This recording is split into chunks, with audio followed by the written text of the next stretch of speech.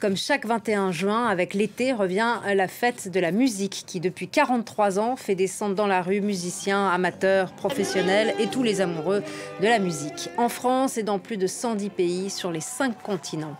Au programme, dans chaque quartier de plusieurs villes, des chorales, des orchestres et des grands concerts gratuits. On en parle avec Antoine Pecker, musicien bassoniste, journaliste spécialiste de la culture, écrivain, auteur de l'ouvrage Atlas de la culture aux éditions Autrement. On va le voir à l'écran. Bonjour et merci d'être avec nous. La fête de la Bonjour à toutes et à musique, tous. c'est déjà une institution. Elle a 43 ans. Tout d'abord, comment a-t-elle évolué et comment se porte-t-elle ? Alors effectivement, c'est une évolution spectaculaire parce que au tout départ, on le rappelle, hein, la fête de la musique, elle est née avec l'arrivée au pouvoir de François Mitterrand, et c'est vraiment dans cette dynamique-là, 1981, et cette dynamique de vouloir une fête de la musique populaire, vraiment avec cette idée que tous les citoyens peuvent sortir dans la rue, faire de la musique, en écouter. Et évidemment, elle va évoluer. Elle va déjà devenir de plus en plus internationale. On la retrouve dans un grand nombre de pays aujourd'hui. Et puis une évolution marquante, eh ben, c'est cette année où donc Emmanuel Macron a souhaité passer de la fête de la musique, on va dire garder bien sûr cette fête de la musique, et la développer en une semaine dédiée à la musique qu'il a voulu pour montrer un peu une place, on va dire, leader de la France en matière musicale, pour l'industrie musicale. Et donc, évidemment, hier, il y avait ces réunions à l'Élysée, il y avait beaucoup de gens sont venus à Paris pendant cette semaine du secteur musical, avec à la fin un bilan mitigé. C'est dans ce contexte-là, on va dire, avec à la fois l'espoir, évidemment, de voir la France jouer une place forte dans le monde de la musique, et en même temps des réalités, notamment sonnantes et trébuchantes, que s'est tenue cette semaine de la musique, avec, je pense, beaucoup d'amertume pour des acteurs du secteur musical, et notamment pour plusieurs raisons. L'organisation même de cette semaine par Emmanuel Macron, pilotée par 6 personnes, uniquement des hommes, aujourd'hui en 2025, voire uniquement 6 hommes, décider un petit peu d'une semaine dédiée à la musique, c'est quelque chose d'assez archaïque, vous en conviendrez. Et puis le budget, plus de 3 millions d'euros dédiés à cette semaine musicale, au même moment où nombre de structures, d'associations souffrent, voient simplement leurs subventions réduire, diminuer drastiquement, moins 20, moins 30, moins 50% dans un grand nombre d'endroits sur le territoire. Donc évidemment, vous imaginez la crispation sur le terrain au moment où a lieu cette fête de la musique 2025. D'ailleurs, vous dites semaine musicale, mais il a appelé ça la France Music Week. Quels sont vos coups de cœur cette année ? Alors les coups de cœur, je trouve que cette fête de la musique, il y a énormément de propositions qui nous permettent d'aller entendre les sons d'ailleurs. Et ça, c'est vraiment fascinant. Vous pourrez, par exemple, aller au musée Guimet entendre de la musique cambodgienne, aussi bien traditionnelle que électro et ainsi de suite. L'Institut suédois dans le Marais va vous embarquer pour vous faire découvrir la richesse culturelle et musicale de la Scandinavie. Vous avez donc énormément d'endroits. Il y a de la musique brésilienne à des endroits. Bref, on peut vraiment parcourir le monde. Et d'ailleurs, le monde, d'une certaine façon, vient aussi un petit peu à Paris, hein, parce qu'il y a énormément on l'a vu notamment par exemple d'Anglais qui viennent aujourd'hui à Paris pour vivre la fête de la musique façon parisienne, avec les températures caniculaires qu'on connaît toutes et tous. Oui, alors on a parlé de la fête de la musique, mais la fête de la musique, c'est une journée. Comment elle va, la musique, les 364 jours de l'année ? C'est bien là tout l'enjeu. Parce qu'aujourd'hui, alors bien sûr, on se réjouit, la musique, c'est la première pratique culturelle des Français. Et ce soir, on va le voir, des Françaises et des Français sortir leurs instruments, des crécelles au trombone. Bref, ça va être ces dimensions festives. Mais vous avez raison de le dire, qu'est-ce qui se passe pendant les autres jours de l'année? Et notamment à l'approche des festivals. L'été, c'est la grande saison des festivals.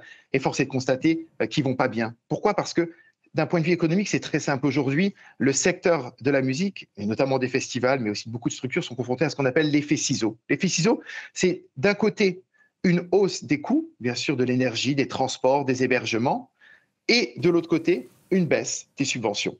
Et donc, face à cet effet ciseau, les structures aujourd'hui n'y arrivent pas. Or, même, on voit un taux de fréquentation souvent spectaculaire. Le public est revenu après la crise sanitaire. Il est très clairement, il a envie de culture, il a envie de musique. Or, la vraie problématique, c'est que, évidemment, aujourd'hui, les structures n'y arrivent plus économiquement. Alors vous allez me dire, mais elles pourraient augmenter le prix des billets. Mais évidemment, ça viendrait contrecarrer cette idée d'une accessibilité des structures culturelles au plus grand nombre. Et surtout, la culture n'est peut-être pas forcément un bien de première nécessité. Les citoyennes et les citoyens peuvent accepter de payer plus du beurre, de l'essence, parce qu'ils en sont obligés, peut-être pas forcément pour aller à faire des loisirs culturels.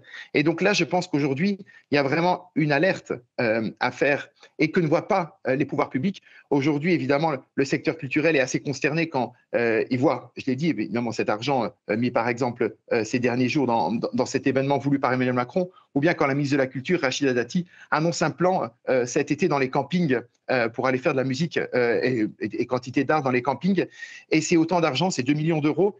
Or, il y a des festivals aujourd'hui qui vont simplement plus tenir en territoire rural en particulier, et on parle de quelques milliers d'euros parfois. Et donc, en fait, il y a juste simplement aujourd'hui une inconséquence.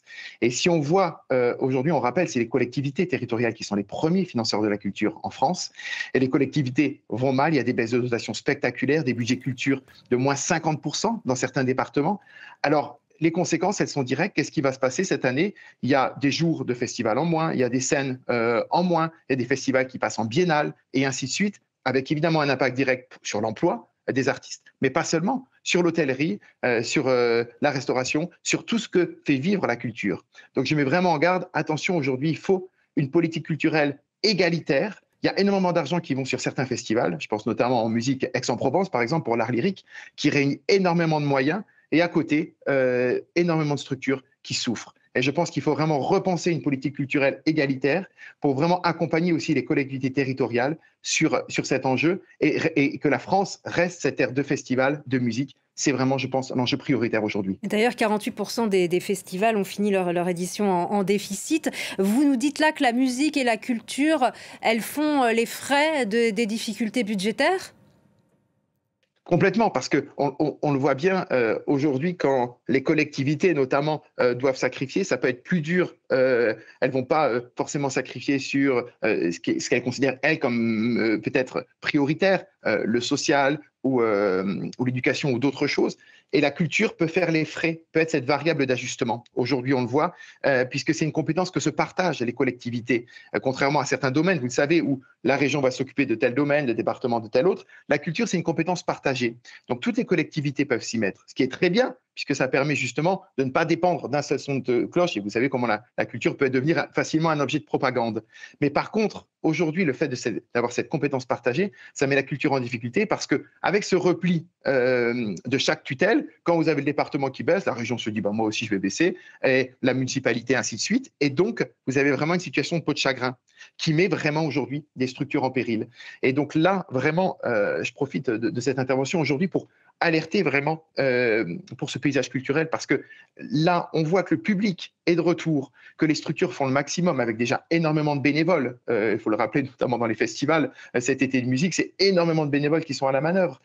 Donc aujourd'hui, la marge de manœuvre, elle est extrêmement réduite. Je pense que voilà, l'une des rares possibilités, c'est vraiment l'intervention publique. Elle doit être essentielle. Oui, la culture est quelque chose, à mon sens, de régalien.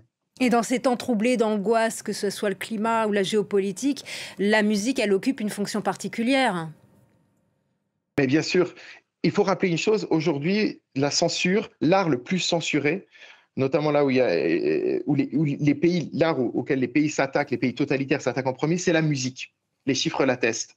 Parce que, et on pense, moi je pense notamment à ces artistes et ces musiciens emprisonnés aujourd'hui, par exemple Maria Kolesnikova, qui est une artiste, une musicienne biélorusse et qui est emprisonnée dans les geôles du dictateur Loukachenko en Biélorussie parce qu'elle s'était opposée au pouvoir. Oui, la musique permet de faire passer des messages. Pensez notamment en Ouganda, par exemple, l'un des premiers opposants au régime de Museveni, c'est un rappeur, Bobby Wine, parce qu'à travers ses chansons, il délivre des messages pour alerter, pour défendre les services publics, pour parler de la place des femmes, et ainsi de suite. Ces messages-là, ils passent très souvent par la musique. Donc oui, aujourd'hui, la musique, elle a un rôle premier. Et puis j'aimerais aussi aujourd'hui penser, vous en avez parlé évidemment dans le journal de la situation à Gaza, la fête de la musique, c'était un événement très important à Gaza. Chaque 21 juin, l'Institut français organisait une fête de la musique. Il faut le rappeler que la France était le seul pays à avoir une représentation culturelle, à miser sur la diplomatie culturelle à Gaza.